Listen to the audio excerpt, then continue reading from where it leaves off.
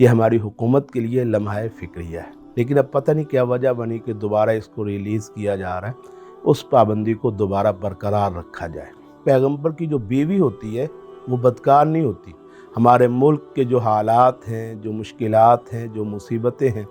وہ پہلے ہی ہماری حکومتوں کے کنٹرول سے باہر ہیں۔ اوپر سے ہم یہ اللہ کے عذاب کو دعوت دیں تو یہ تو بہت بری بات ہے۔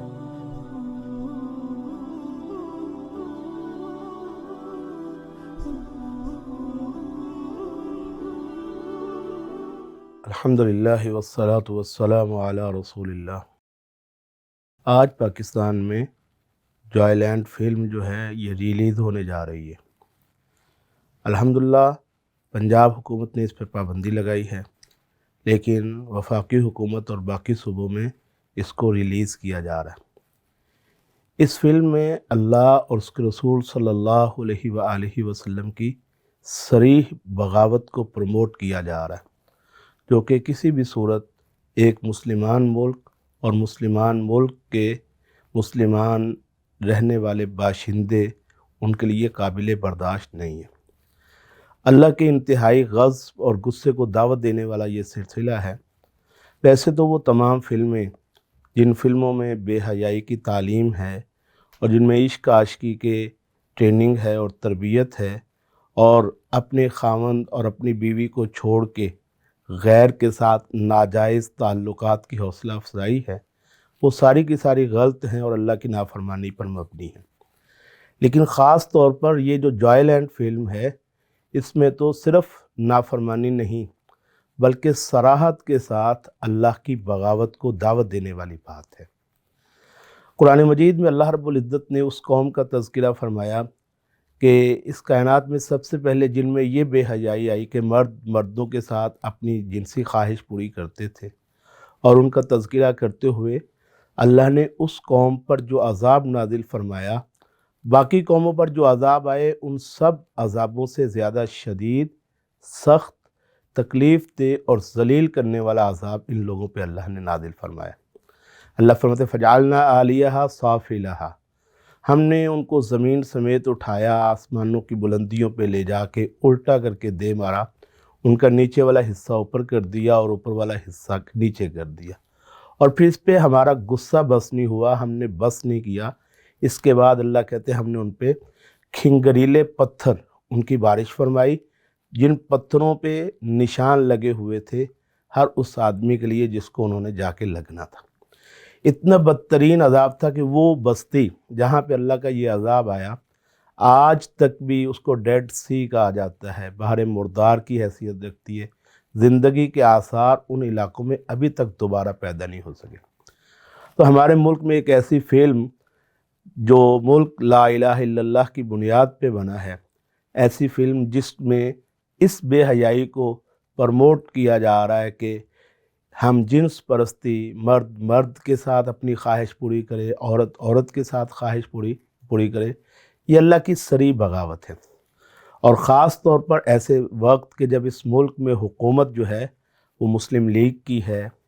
اور ملک وہ ہے جس کی بنیاد لا الہ الا اللہ محمد الرسول اللہ پر رکھی گئی ہے، یہ ہماری حکومت کے لیے لمحہ فکریہ ہے۔ خاص طور پر حکومت میں شامل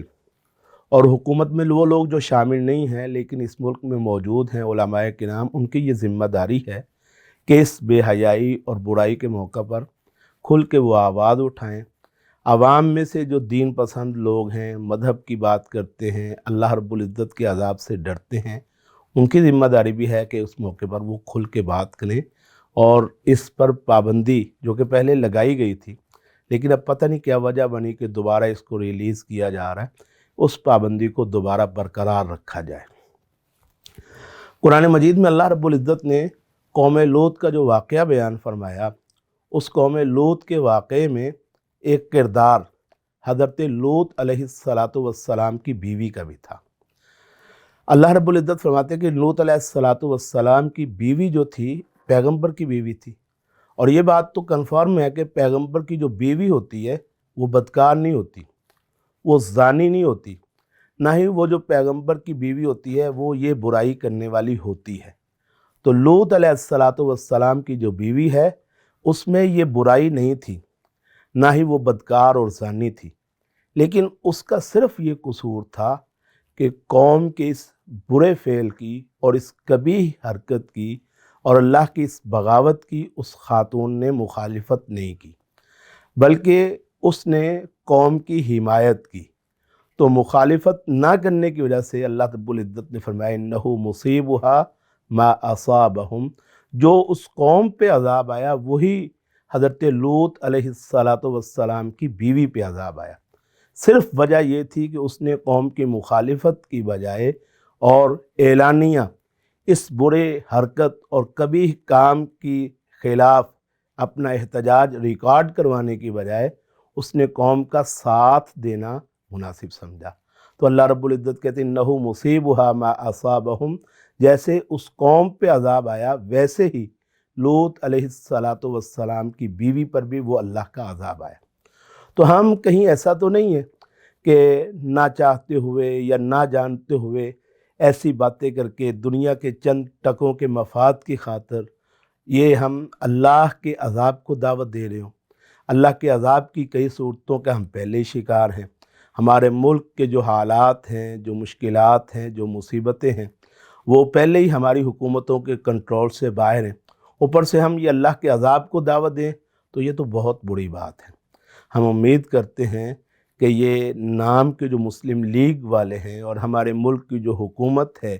وہ بھی، اور خاص طور پر وہ علماء کرام کی ایک بہت بڑی جماعت، چند ایک لوگ ہیں جو بات کر رہے ہیں میڈیا پہ اور لوگوں کے سامنے وہ بات کرتے ہیں، جتنی ان کی آواز ہے وہ اٹھا رہے ہیں، لیکن بہت بڑی تعداد ان لوگوں کی ہے جو عالم بھی ہیں، ان کا حکومت میں اچھا رسوخ ہے، تعلق ہے، لیکن وہ اس پہ خاموشی کے ساتھ بیٹھے دیکھ رہے ہیں۔ تو کہیں ایسا تو نہیں ہے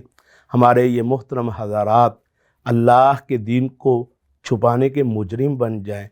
یا کہیں ایسا تو نہیں ہے ان کا انجام بھی وہ ہو جو لوط علیہ السلام کی بیوی کا ہوا تھا۔ تو یہ سوالات ہیں،